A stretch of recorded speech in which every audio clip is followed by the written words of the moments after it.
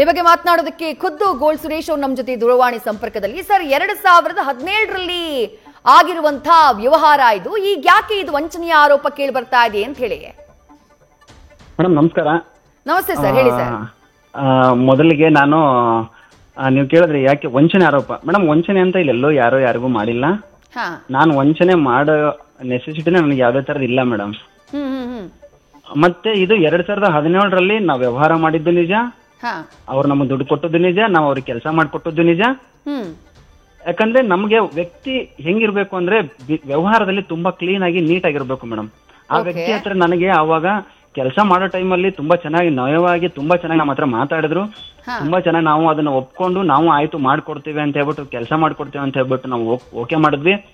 ಕೆಲಸ ಮಾಡಕ್ಕೂ ಸ್ಟಾರ್ಟ್ ಮಾಡಿದ್ವಿ, ಮಟೀರಿಯಲ್ ಸಪ್ಲೈ ಮಾಡಿದ್ವಿ. ಎಲ್ಲವೂ ಆದ್ಮೇಲೆ ಯಾಕಂದ್ರೆ ವ್ಯವಹಾರದಲ್ಲಿ ಆ ವ್ಯಕ್ತಿ ಕರೆಕ್ಟ್ ಆಗಿ ಇಲ್ಲ ಅಂತ ನಮಗ್ ಗೊತ್ತಾದ್ಮೇಲೆ ನಾನು ಬಹಳ ನೀಟಾಗಿ ಹೇಳಿದೆ, ನೋಡಪ್ಪ ನಮ್ಗೆ ವ್ಯವಹಾರ ಸರಿ ಹೊಂದುತ್ತಾ ಇಲ್ಲ ನಿಮ್ಗೂ ನಮಗೂ, ಇದನ್ನ ಇಲ್ಲಿಗೆ ಸ್ಟಾಪ್ ಮಾಡ್ತೀನಪ್ಪ ನಾನು ಅಂತ ಹೇಳ್ಬಿಟ್ಟು ಬಹಳ ನೀಟಾಗಿ ನಾನು ಅದನ್ನ ಸ್ಟಾಪ್ ಮಾಡಿ ಕೆಲಸನ ಬಿಟ್ಟೆ.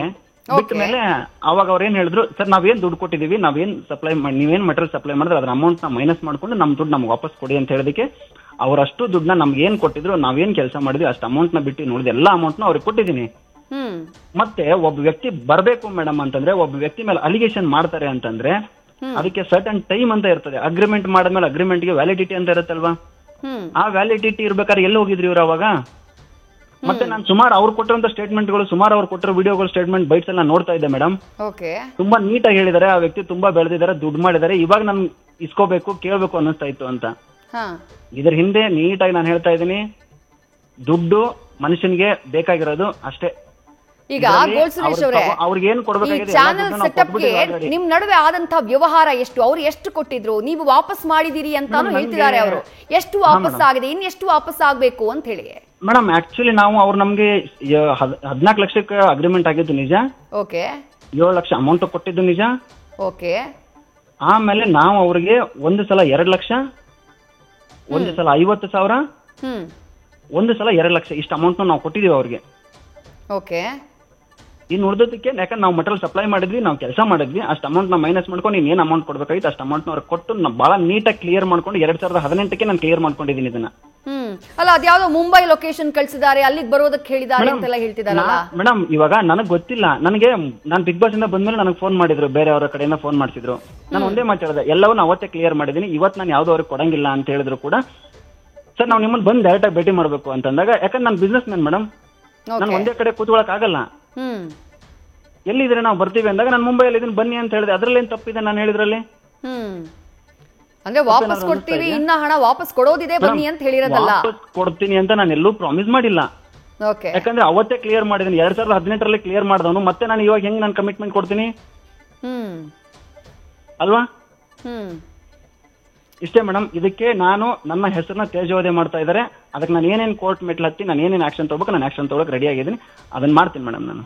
ಅಂದ್ರೆ ಈ 50,000 ಒಂದಿಷ್ಟು ಸ್ಕ್ರೀನ್ ಶಾಟ್ ಎಲ್ಲ ಕೊಟ್ಟಿದ್ದಾರೆ ನೀವು ಅವ್ರಿಗೆ ಹಾಕಿರೋದು ಅಂತ ಹೇಳಿ. ಈಗ ಟೋಟಲ್ ನೀವೆಷ್ಟು ಪೇ ಮಾಡಿದಿರಿ ಸರ್ ಅವರಿಗೆ? ಮೇಡಮ್ ಹತ್ತತ್ರ ನಾನು ಅವ್ರಿಗೆ ಕ್ಯಾಶ್ ಅಲ್ಲಿ ಕೊಟ್ಟಿದ್ದು, ಅಕೌಂಟ್ ಕೊಟ್ಟಿದ್ದು ಎಲ್ಲವನ್ನೂ ಹತ್ತತ್ರ ನೋಡ್ಕೊಂಡ್ರೆ 5 ಲಕ್ಷ ಮೇಲೆ ದುಡ್ಡು ಕೊಟ್ಟಿದ್ದೀನಿ ಮೇಡಮ್. 5 ಲಕ್ಷ ಕೊಟ್ಟಿದ್ದೀರಿ?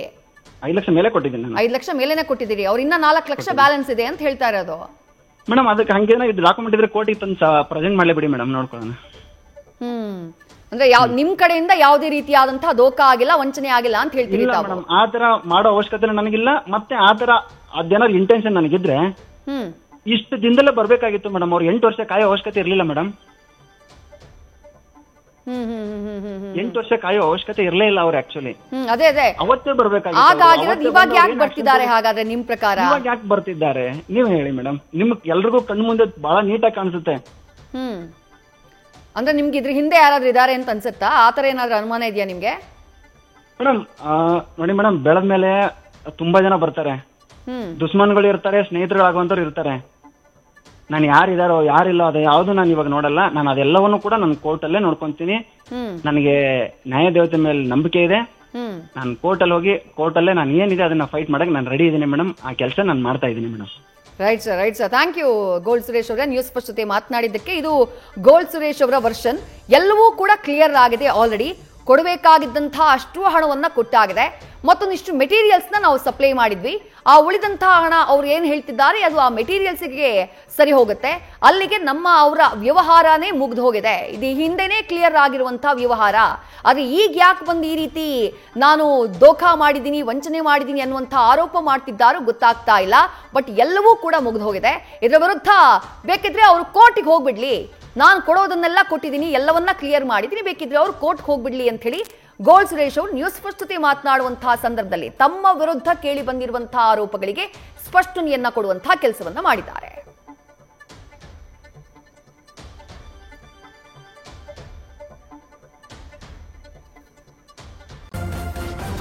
ನ್ಯೂಸ್ ಫಸ್ಟ್ ನಿರ್ಭೀತಿಯಿಂದ ನಿಮ್ಮ ಪರವಾಗಿ.